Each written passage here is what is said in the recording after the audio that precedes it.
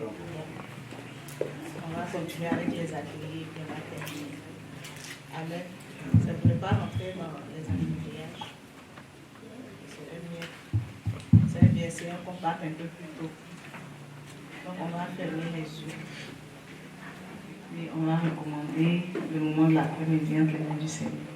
Ensemble, prions.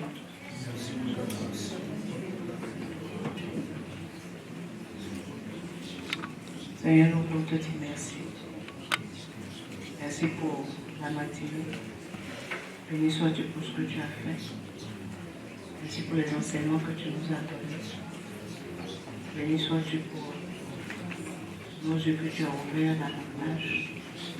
Nous voulons te recommander l'enseignement de l'après-midi sur le contrôle de la direction de toutes choses. Manifeste ta grâce au nom de Jésus. Amen. Que le Seigneur nous bénisse.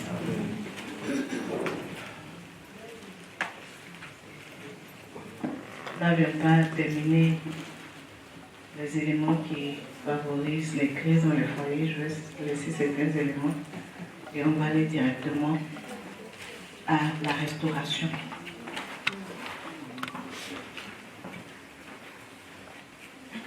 Qu'est-ce que la restauration?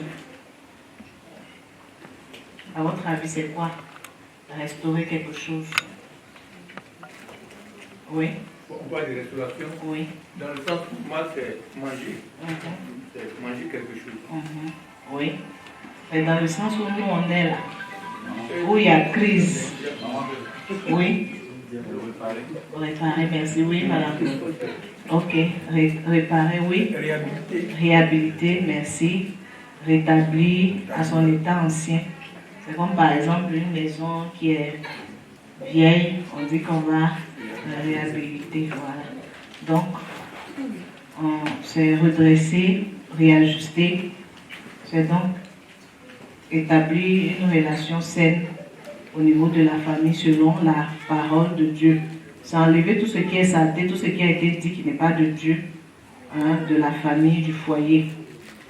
Et pour cela, en ce qui concerne l'atelier que nous allons faire après, la première question, ce serait les couples vont se retrouver pour se demander pardon dans tout ce qu'on a eu à dire.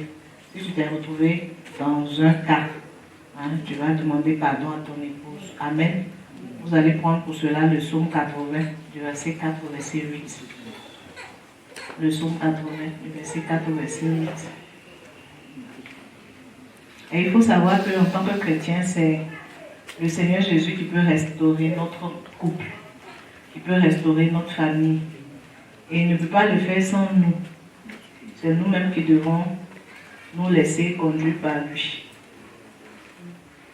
Et la plupart du temps, lorsque, en tant qu'épouse, on laisse le Saint-Esprit, le Seigneur Jésus nous restaurer, on devient un instrument d'aide véritable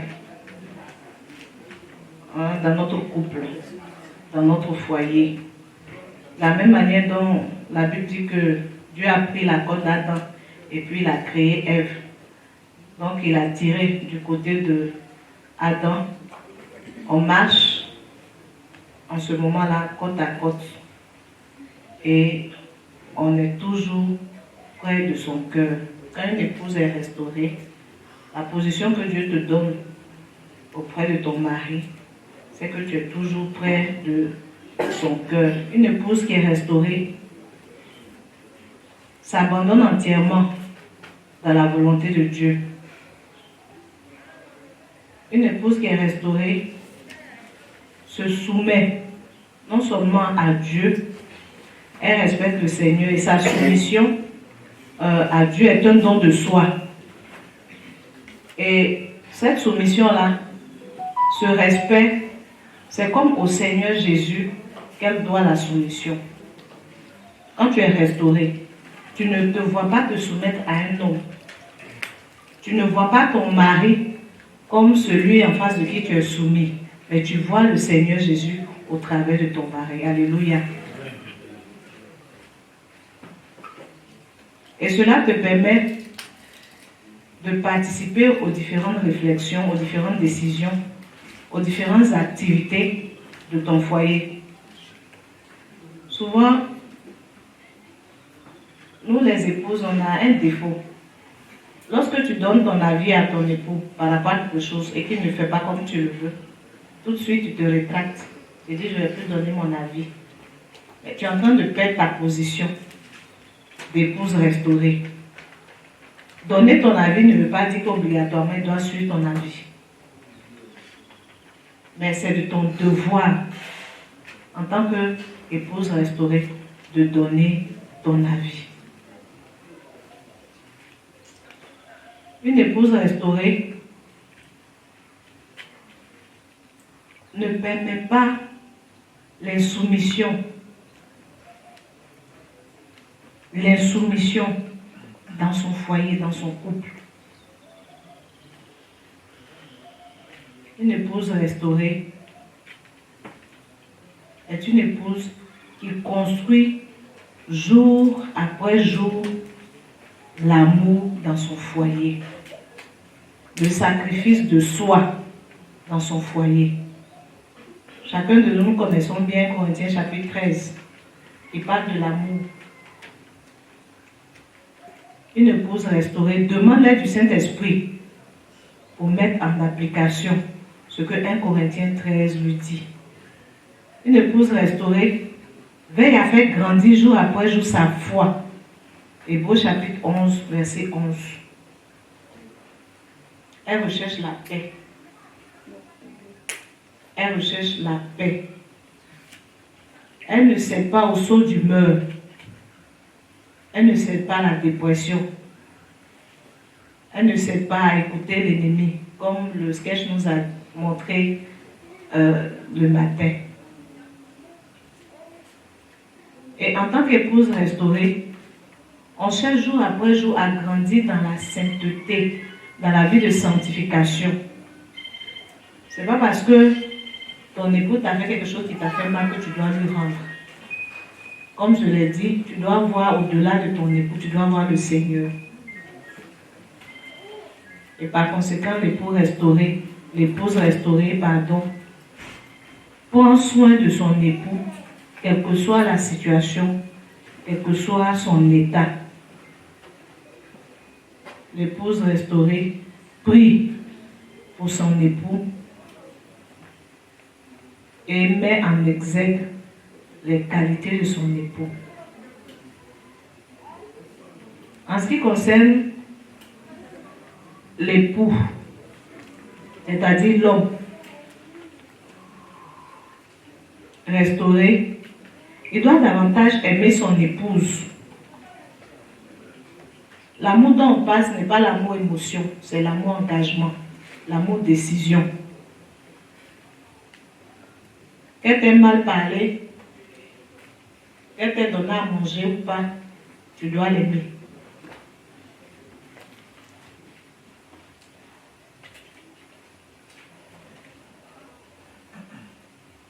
De la même manière dont le Seigneur Jésus a aimé l'Église, qui est son épouse, c'est de cette même manière que l'époux chrétien restauré doit aimer son épouse.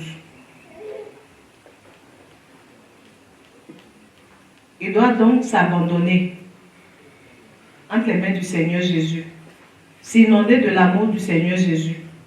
Et c'est alors qu'il pourra aimer et chérir son épouse.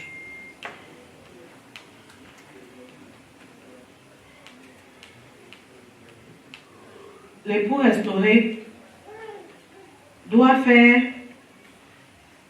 l'effort de prendre soin de son épouse, quel que soit le sacrifice.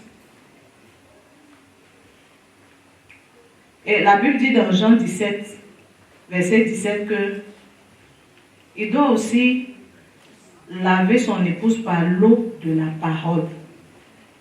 C'est donc de sa responsabilité de pouvoir présenter son épouse au Seigneur Jésus-Christ en disant, voici, celle que tu m'as donnée, elle est sans tache, elle est sans défaut.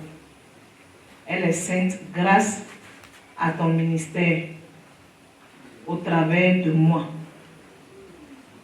est-ce que ton épouse peut témoigner que grâce à toi et pour ton ministère, elle est radieuse? Est-ce qu'elle peut témoigner qu'elle est épanouie?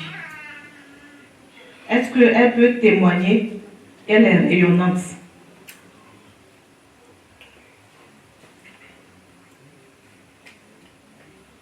Tu dois savoir que tu as un compte à rendre en tant qu'époux devant le Seigneur. Tu as un compte à rendre par rapport à cette jeune femme que Dieu t'a confiée, parce que tu en es responsable. On entend souvent dire que ce sont les femmes qui sont de bonnes intercesseuses, ce sont elles qui doivent intercéder pour leurs époux, c'est vrai. Mais tu as cette responsabilité aussi en tant qu'époux, de pouvoir prier pour ton épouse. Parce que Dieu va te demander des comptes la concernant. De pouvoir l'enseigner selon les voies de Dieu.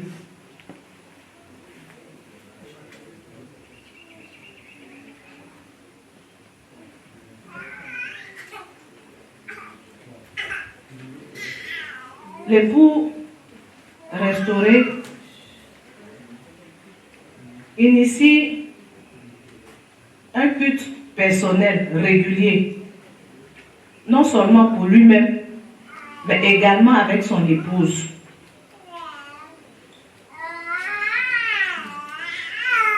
L'époux restauré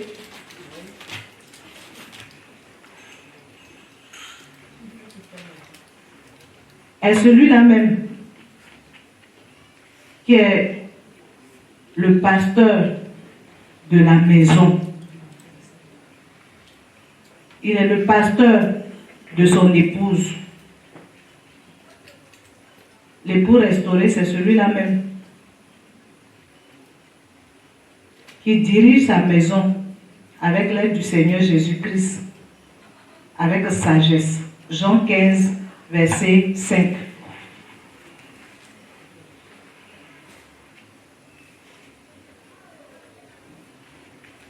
L'époux restauré, c'est celui-là même qui veille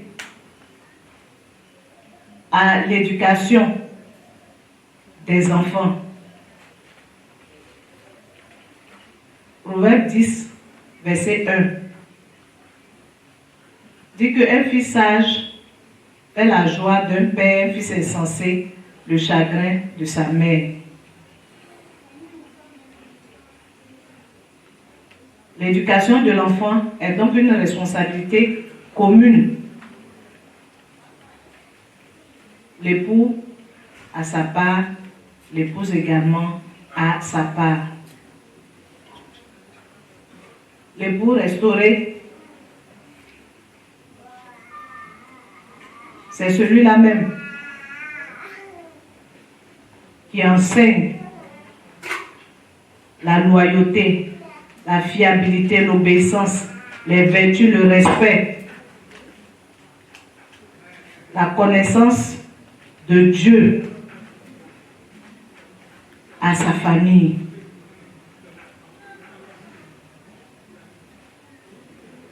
Alléluia. Je vais pêle-mêle.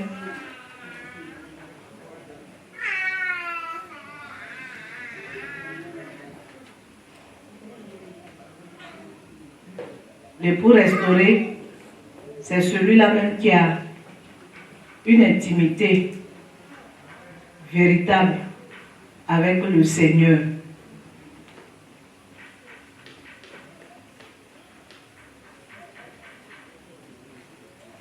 Gloire à Jésus.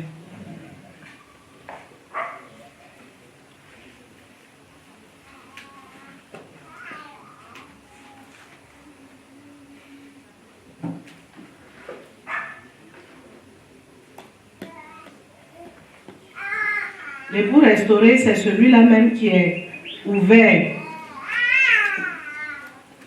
à son épouse, qui communique ses pensées et ses désirs les plus profonds.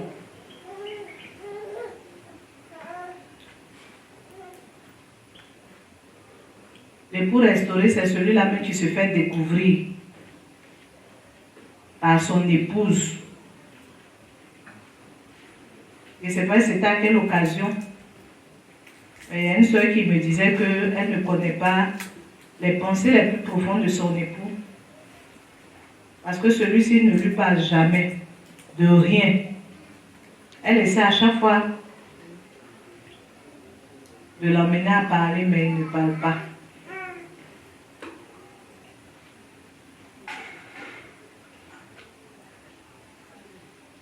Alléluia. Alléluia.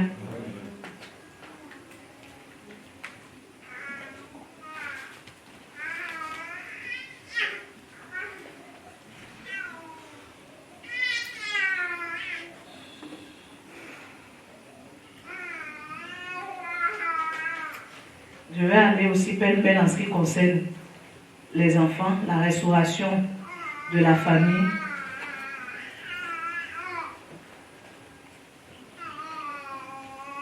La Bible dit qu'on doit éduquer les enfants selon la parole de Dieu. Et il y a des exemples de Timothée, par exemple 2 Timothée 1,5. Et à Daniel 1,8. Et à Joseph, Genèse 39, verset 9. Et en tant que couple,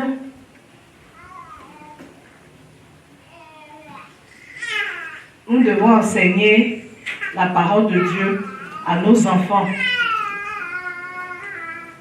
Lorsqu'ils sont tout petits, jusqu'à l'âge de l'adolescence, nous pouvons leur raconter la Bible par des histoires. Nous devons également avoir un culte de famille avec les enfants. Matthieu chapitre 18, verset 20. Un culte normal, comme nous le faisons à l'église. C'est-à-dire remerciement, repentance, sujet de prière, louange, adoration. On doit apprendre aux enfants la connaissance des Écritures, ainsi que des vertus d'un enfant de Dieu.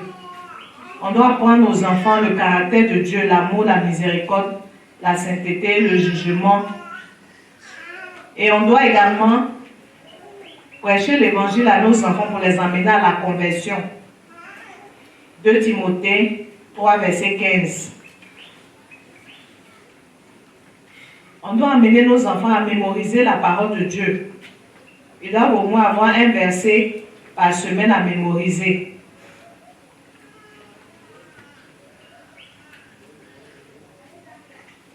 On doit pouvoir aménager notre emploi du temps pour passer du temps avec nos enfants. Pour qu'il y ait une solide relation.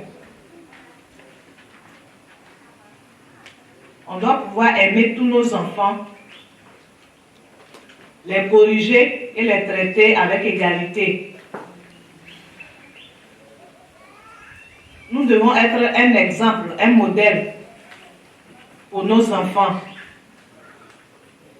Parce que facilement l'enfant copie ce qu'il voit. Nous devons avoir du temps pour communiquer, jouer avec nos enfants. Nous devons faire des programmes de sortie de famille avec nos enfants. Nous devons veiller à ce que nos enfants regardent, écoutent. Veiller à ce qu'ils font.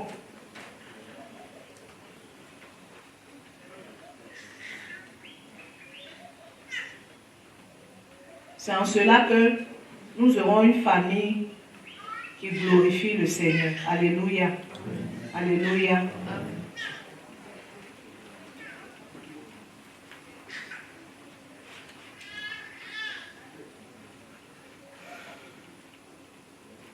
Je pense que nous allons nous arrêter là pour l'enseignement de cet après-midi. Amen. Amen. Que le Seigneur nous bénisse.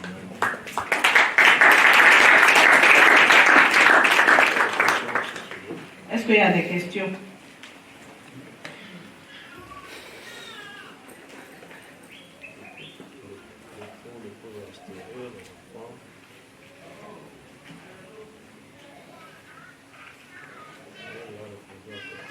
questions sur les enfants.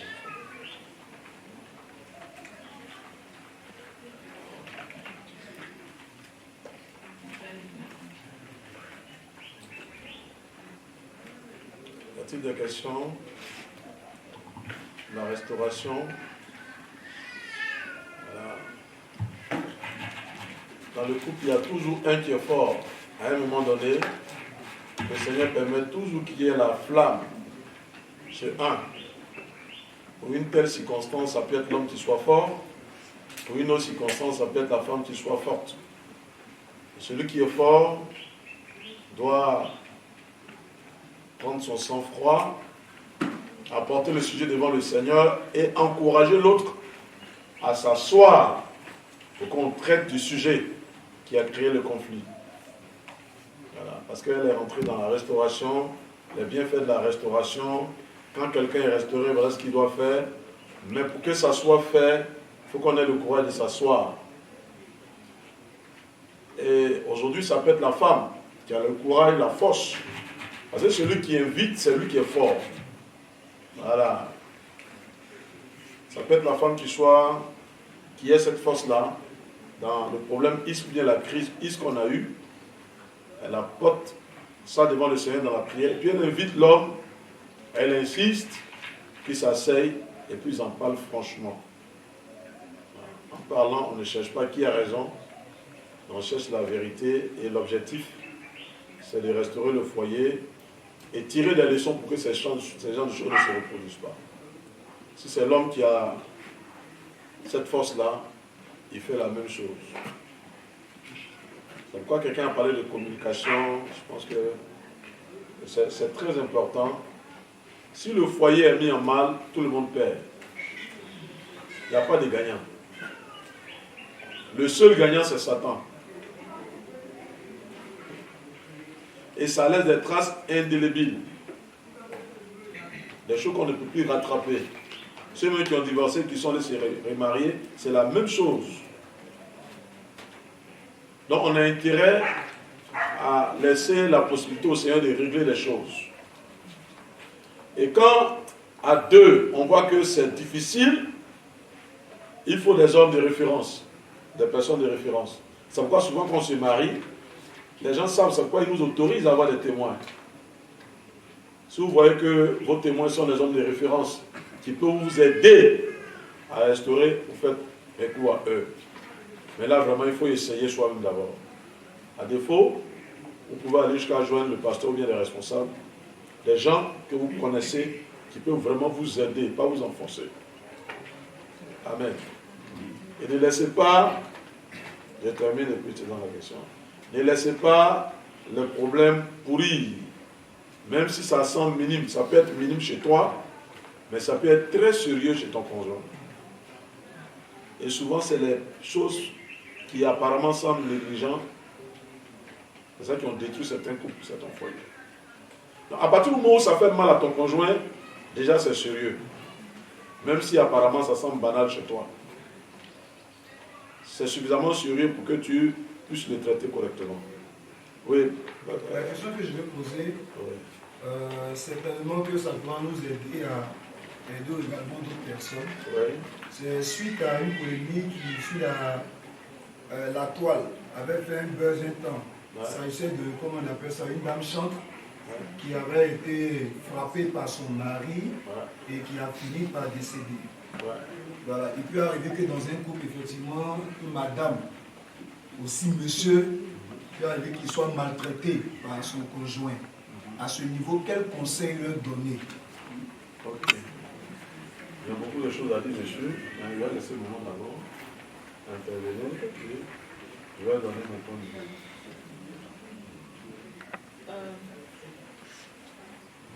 Comme on l'a dit, l'époux et l'épouse forment une seule chair. Tu es le béni. Est-ce que tu peux te donner quota? Non. Donc, un homme qui bat sa femme, il en peut lui-même se faire du mal. Et bibliquement parlant, le Seigneur n'est pas partant pour ce genre de comportement.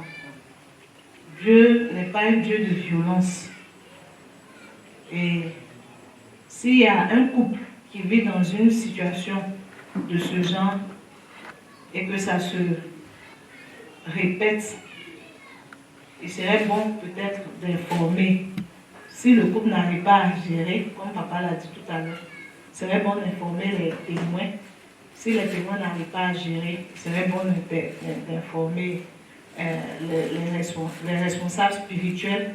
S'il y a lieu que cela n'arrive pas à gérer, je pense que c'est mieux que les deux, que chacun aille réfléchir un peu.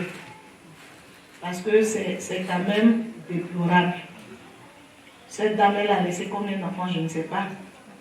Peut-être que ce n'est pas le temps que Dieu lui avait donné sur cette terre-là. Le que Dieu lui avait donné à faire, je ne sais pas si elle a fait à moitié ou bien au quart ou bien au tiers. Donc, ce n'est pas quelque chose à encourager. Donc, si ça ne va pas, ils n'ont qu'à se séparer. Voilà. Chacun n'a qu'à aller réfléchir. Je pense que c'est ce que je veux dire. Évidemment, moi, qu'on a mon point de vue là-dessus. La Bible dit que l'homme de Dieu ne frappe pas durement du poing. Voilà. C'est un signe de faiblesse, frapper sa femme. Je me souviens un jour, j'ai dit à un, tellement tes camarades t'ont frappé quand tu étais petit, c'est sur ta femme, tu veux rembourser ça. J'étais fâché, j'ai dit ça. Voilà, c'est pas biblique. C'est dangereux. Donc, en tant qu'homme, on doit avoir les arguments pour échanger sur les sujets qui sont devant nous. Des fois aussi, on nous signale qu'il y a des femmes qui aiment ça. Voilà. S'il y en avait, ne leur donnez pas l'occasion. Voilà, ne leur donnez pas l'occasion. Voilà. Comment vous allez régler pour que... Maintenant, au cas où ça arrivait comme... Ce qui est arrivé à la dame là, c'est pas là que ça a commencé. C'est pas là que ça a commencé. Si quelqu'un bat une femme, et elle se sent en danger, la Bible dit que un chien vivant vaut mieux qu'un lion qui est mort. Et Dieu n'accepte pas ça.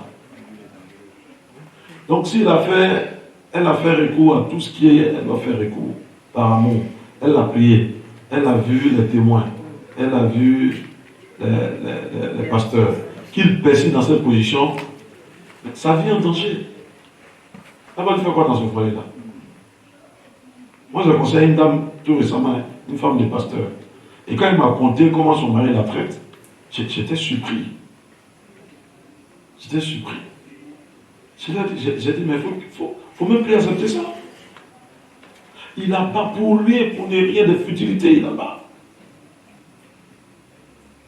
Mais si tu veux faire un boss diplôme, il faut aller à tes amis là-bas, tu vas aller faire avec eux. Ce n'est pas le fait de battre quelqu'un qui va faire que la personne va changer. Nos femmes là nous respectent. C'est pas parce qu'elles ont peur de nous, c'est par amour.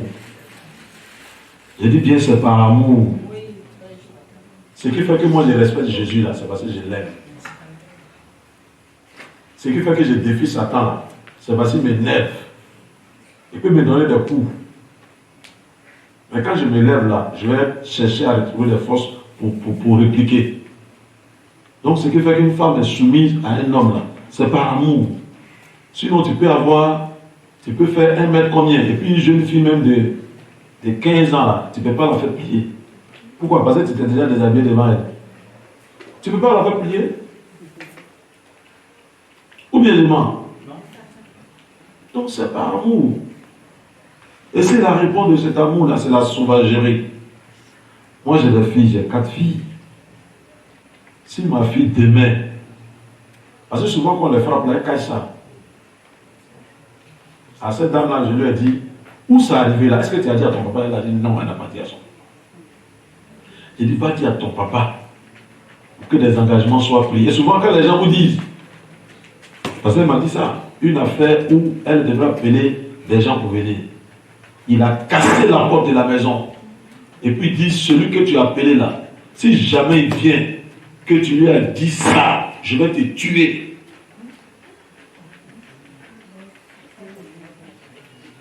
Vous les moments là, si quelqu'un vous dit, si tu as dit ça, je vais te tuer, si tu as entendu je vais te tuer là, ça veut dire que c'est maintenant qu'il faut dire, sinon tu vas mourir. C'est même pas dans ce domaine seulement. Si tu as dit je vais te tuer, ça veut dire que la personne cherche à t'embrigader, à faire de toi pas un homme libre, mais un prisonnier. Ce n'est pas possible. En Jésus-Christ, on ne doit pas trouver ça. Amen. Donc, celle-là, elle ne devait pas rester avec lui jusqu'à mourir. Elle devait faire, celle par exemple que j'ai conseillé, lui a dit, dis à tes parents. Et lui, ses parents viennent, ils prennent un engagement. S'il faut même aller à la police, va à la police. La police, là, c'est pas péché. Alors la police, là, c'est pas péché. Parce que Dieu les a établis pour qu'il y ait quoi? De l'ordre. C'est les serviteurs de Dieu. Il prend des engagements clairs. Et puis il marche comme il ne peut pas marcher avec la parole de Dieu, que ça ait la violence. On va aussi le plier avec la violence. Mais pour moi, il serait mieux de vivre que d'être marié pour prendre la voie de la mort.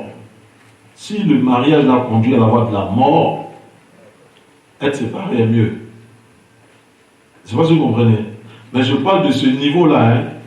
Je ne parle pas de toi, on a marché sur ton pied, hein, et puis tu te dis, ça va. Je ne parle pas de ça. Oui. Et ça m'amène à mettre à toucher le deuxième volet. Oui. La sœur en question, Voilà. elle est vraiment maltraitée. Oui. Quand on la voit, on constate effectivement des blessures à son niveau. Oui. Elle refuse de quitter son foyer. Est-ce que les parents peuvent aller chercher leur fille, le ramener à la maison?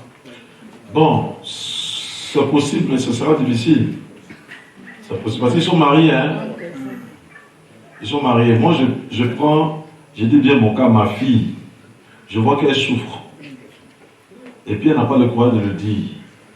S'il n'y a pas de jeune homme qui refuse, je vais voir ses parents. Ah, c'est pas quand son cadavre va venir là. Ils vont dire pardon, pardon. Pour moi, on s'en va enterrer. Et puis, demain, lui, il s'en se remarier après une autre femme. Ou bien il a menti. Parce que dans l'amour, quand tu es mort là, ton funérail ne finit pas. Et puis, il est avec une autre fille. Ah, on ne peut pas accepter ça. Donc, si les parents, vous voyez, interpeller, échanger avec le jeune homme, s'il faut échanger avec ses parents, si ça nécessite même, si c'est le père, pas des personnes sources, vous pouvez toucher les autorités, les corps habillés, la police, ainsi de suite. Pour que ça soit clair, faites-le. Moi, en tout cas, c'est mon point de vue. Mais je sais une chose, c'est que Dieu n'aime pas les palabres. Même dans toutes les conditions, il a dit quand il y a deux personnes qui sont ensemble, qu'un va à l'église là, qui ne se sépare pas de l'autre. Donc c'est ça qui suit, non? Il a dit que si l'autre est en train de faire les histoires, là il peut se séparer. Donc Dieu n'est pas un Dieu de palabres. Le Saint-Esprit ne travaille jamais là où il y a les palabres. Même quand tu fais tes palabres avec tes raisons, l'Esprit de Dieu ne travaille plus là. Amen. Tous les groupes sont mis à